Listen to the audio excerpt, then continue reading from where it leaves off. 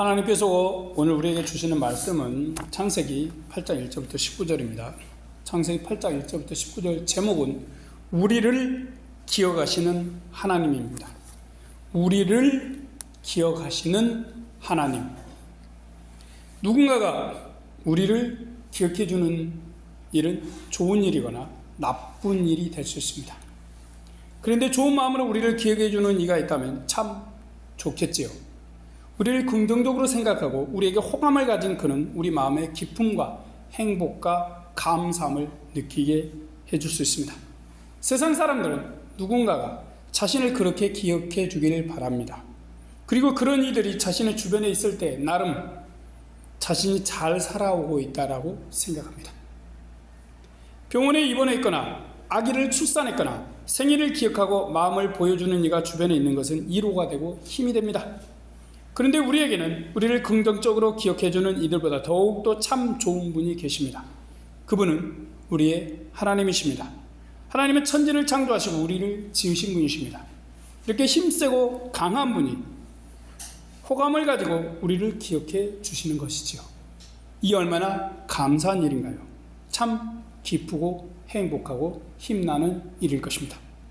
우리는 노아와 그 가족들 그리고 동물들을 기억하시고 도움을 주시는 하나님을 본문에서 만납니다.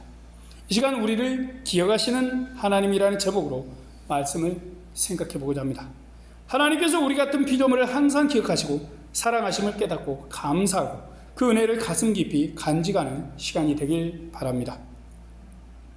하나님께서는 홍수를 보내셔서 세상을 심판하시고 아담에게 말씀하신 대로 죄의 삭시 사망임을 보여주셨습니다. 그러나 이것만 있는 것이 아닙니다. 하나님의 말씀 가운데서 세상을 쓸어버리셨다고 하십니다. 지저분한 것, 깨끗이 못한 것을 피로 쓸어내리듯이 부패하고 죄로 오염된 땅을 물로 씻어내신 것입니다. 죄인들이 오염시키고 더럽힌 땅에 물로 세례를 베푸셔서 정결케 하신 것이죠. 하나님이 이렇게 죄와 관련된 모든 걸 쓸어버리심으로 이 땅을 다시 새롭게 하셨습니다. 그리고 사람들과 동물들이 다시 잘 살 수 있게 만드셨습니다. 물 청소를 통해서 사람과 동물들이 새롭게 다시 시작하게 하신 것이죠. 또한 새로운 세상에서 살 존재들은 모두 하나님께 순종함으로 의롭다고 인정받은 존재들입니다. 하나님은 홍수로부터 구원하신 사람과 동물들을 사랑으로 기억하시고 그들이 살 땅을 다시 준비하십니다. 1절입니다. 하나님이 노아와 그와 함께 방주에 있는 모든 들짐승과 육축을 곤념하사 바람으로 땅에 불게 하심에 물이 감하였고, 하나님께서 노아와 가족들과 동물들을 곤념하셨다고 합니다. 곤념하셨다는 것은 그들을 기억하셨다는 뜻이죠. 이것은 하나님이 노아와 가족들과 동물들을 내내 잊고 계셨다가 내가 저들을 잊어버렸구나 라고 갑자기 생각하시는 것이 아닙니다. 방주에 들어갈 때부터 항상 마음속 깊이 새기고 기억하고 있으셨다는 말씀이죠. 노아와 그 가족 입장에서는 자신들을 방주에 보내주셔서 홍수에서 구원해 주신 것만도 감사하죠. 그런데 하나님은 피조물인 자신들을 단 한 번도 빼지 않고 지속해서 기억해 주신 것입니다. 하나님은 사랑하는 이들을 항상 기억하시고 관심을 두시는 분이시죠.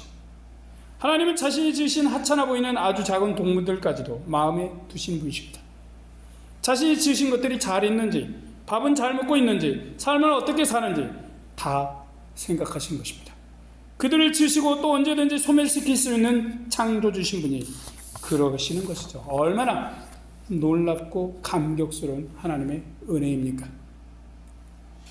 사실 우리 사람은 하나님 없이는 발붙일 곳이 없습니다.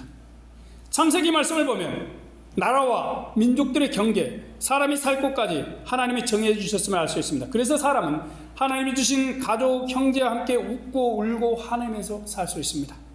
이 모든 것이 크고 놀라신 하나님께서 당신의 피조물인 우리 사람들을 기억해 주시기 때문입니다. 홍수에서 사람과 동물들을 구원하신 하나님은 그들을 위해서 대홍수를 일으켰던 기품의 샘과 하늘의 창을 닫으셨습니다. 2절 3절입니다. 기품의 샘과 하늘의 창이 막히고 하늘에서 비가 그침에 물이 땅에서 물러가고 점점 물러가서 150일 후에 감하였고, 하나님이 이 땅에 물지옥을 만든 모든 물의 샘과 하늘의 물탱크를 봉하시고 잠그셨습니다. 하나님께서 그렇게 하시니 150일간 땅에 가득 차 있었던 홍수의 물들이 줄어들기 시작했습니다.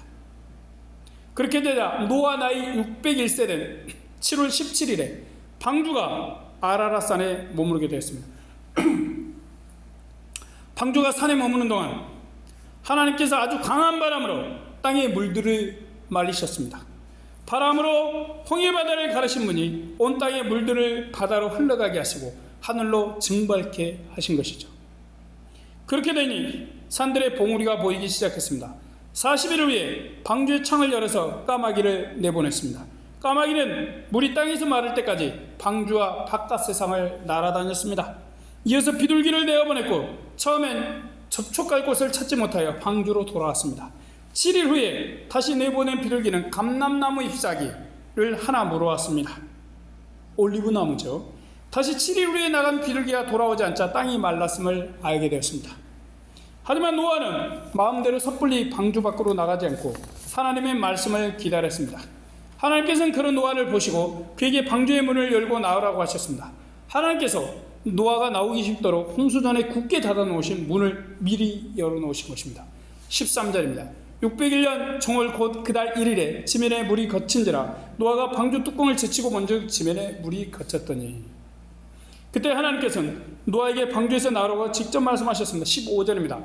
하나님이 노아에게 말씀하여 가라사대 너는 내 아내와 내 아들들과 내 잡으로 더불어 방주에서 나오고, 땅이 다 마르자 하나님께서는 지속적으로 관심과 사랑을 주셨던 그 노아와 가족들을 기억하셨습니다. 그리고 그들이 방주에서 나와 새 삶을 살 수 있도록 불러내셨습니다. 하지만 한꺼번에 나오면 안전사고나 위험이 따르게 하나님은 자상하시게도 순서대로 나오게 하십니다. 18절 19절입니다. 노아가 그 아들들과 그 아내와 그 자부들과 함께 나왔고 땅 위의 동물과 모든 짐승과 모든 기는 것과 모든 새도 그 종류대로 방주에서 나왔더라. 노아와 아내, 그 다음 아들, 며느리들, 이어서 육축과 땅 위의 동물들이 하나님께서 정결케 하신 땅으로 순서대로 나왔습니다. 하나님은 그들이 살 땅을 새롭게 만드시고 다시 환영하셨습니다. 하나님의 사랑과 관심을 받으며 사람부터 가축과 걷는 짐승, 기는 것, 곤충들 등이 하나님이 깨끗이 물로 세례해 놓으신 새로운 땅에 나왔던 것입니다. 하나님께서는 이들을 사랑하시기에 그들이 상하지 않고 다치지 않도록 질서를 주셔서 안전히 나오게 하신 것이죠. 이렇게 하나님은 사람뿐만 아니라 동물들까지 기억하시고 돌보시는 분이십니다. 그러나 하나님께서는 아담과 모든 생명체에게 복을 주셨듯이 방주에서 나온 모든 존재에게 복을 주십니다. 17절입니다. 너와 함께한 모든 혈육 있는 생물 곧 새와 육축과 땅에 기는 모든 것을 다 이끌어내라. 이것들이 땅에서 생육하고 땅에서 번성하리라 하시매, 하나님께서 아담에게 복을 주셨듯이 다시 노아와 가족들에게 복을 주셨습니다. 또 아담과 함께한 동물들에게 복을 주셨듯이 노아와 같이한 동물들에게도 새롭게 복을 주십니다. 새 창조의 현상이 나타나고 있는 것이죠. 아담 때 창조, 그 다음에 노아 홍수 이후의 새 창조, 그리고 요한계시를 보면 또 다른 이제 창조가 나옵니다. 하나님께서는 사람들이 하찮게 여기는 동물들도 기억하시고 복을 주신 것입니다. 그분은 방주 속에 있었던 사람들과 동물들을 모두 일일이 기억하시고 지속적으로 사랑에 관심을 주신 것입니다. 그래서 그들이 방주에서 나와서 복되게 살도록 도우십니다. 동물에게도 이런 관심과 사랑을 베푸시는 하나님이신데 하물며 하나님의 형상으로 지은 사람이겠습니까? 하나님께서는 노아와 그 가족들, 그리고 노아의 후손들인 우리 사람들을 참 많이 사랑하시게 기억하시며 이 땅에서 복을 누리며 살게 하신 것입니다.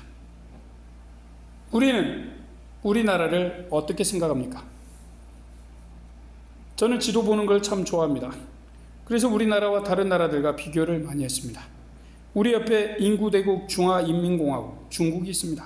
그리고 북쪽에 북한을 지나서 세계에서 가장 큰 나라 러시아, 또 동남쪽으로 아주 오랫동안 우리 민족을 괴롭히고 침략을 일삼은 일본이 있습니다.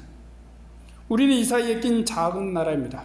이름은 대한민국이지만 이름과 달리 우리나라는 참 작은 나라입니다. 우리나라는 인구로는 세계 한 29위, 30위입니다. 인구 대국인 인도와 중국을 빼고는 그렇게 밀리지 않는 순이죠. 그러나 우리 국토는 세계 약 107위입니다. 참 작은 나라죠. 이 정도 작은 나라가 우리 대한민국입니다. 우리가 대한민국이라 부르기에 참 좀 그런 국토 면적이죠. 그런데 우리는 이 작은 땅을 잘 부끄러워하지 않습니다. 우리나라는 작지만 우리가 보기엔 작아 보이지 않습니다. 또 우리는 이 나라를 세계에서 가장 강한 미국보다, 인구가 가장 많은 인도보다, 세상에서 가장 넓은 러시아보다 사랑하고 좋아합니다. 이유는 우리가 태어나서 사는 나라이기 때문입니다.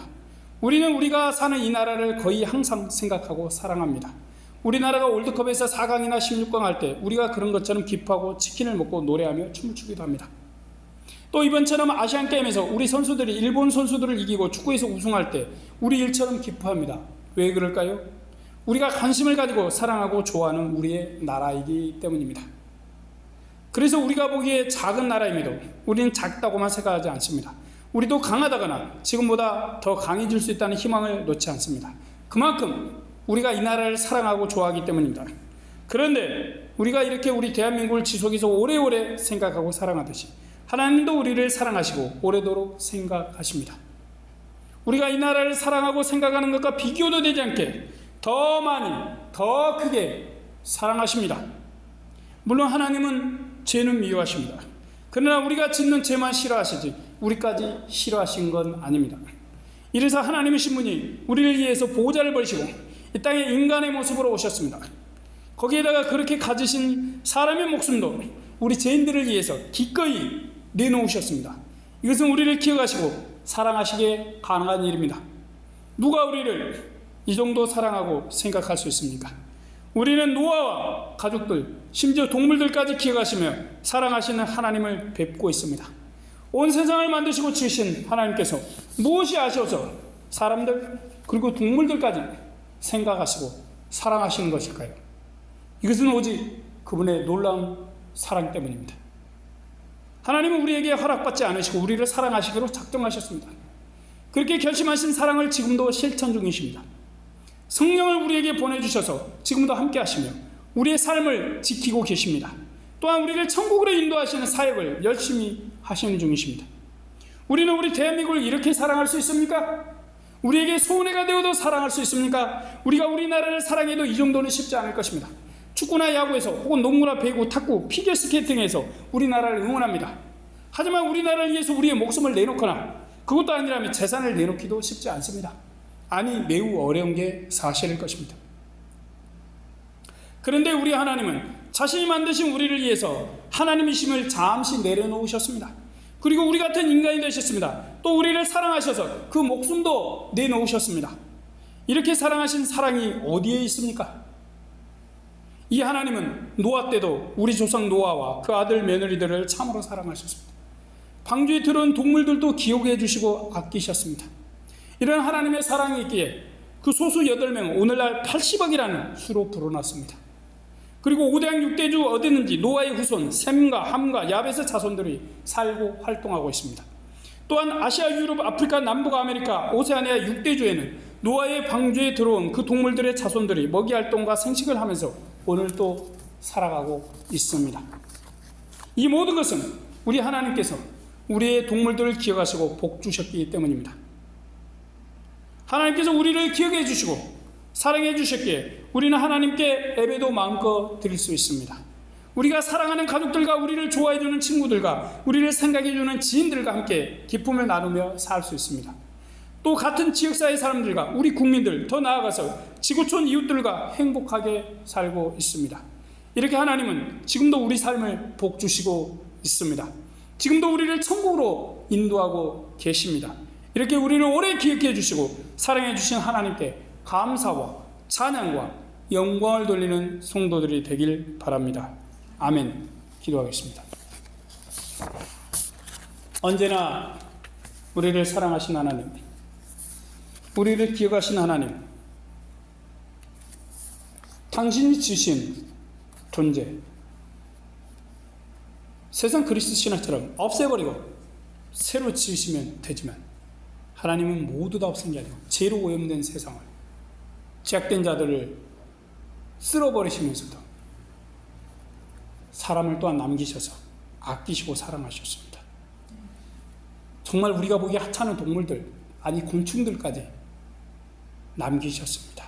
새롭게 지으신 것이 아니라 그들의 후손들을 남기셨습니다. 그래서 우리가 보는 사람들, 우리가 보는 동물들, 그 모든 존재들 다 하나님이 남기신 후손이라는 사실, 얼마나 하나님이 작은 것들까지 사랑하시고 기억하시고 지키시는 분이신지 다시 한번 봅니다. 다만 인간이 너무나 제약돼서 세상을 오염시키고 하나님이 지으신 아름다운 세계를 더럽히고 있다는 사실을 반성하고 회개합니다. 주님, 언제나 우리를 사랑하시고 인도하신 하나님, 우리 하나님 안에 우리가 소망을 가지고 믿음을 가지고 살아가게 하여 주십시오.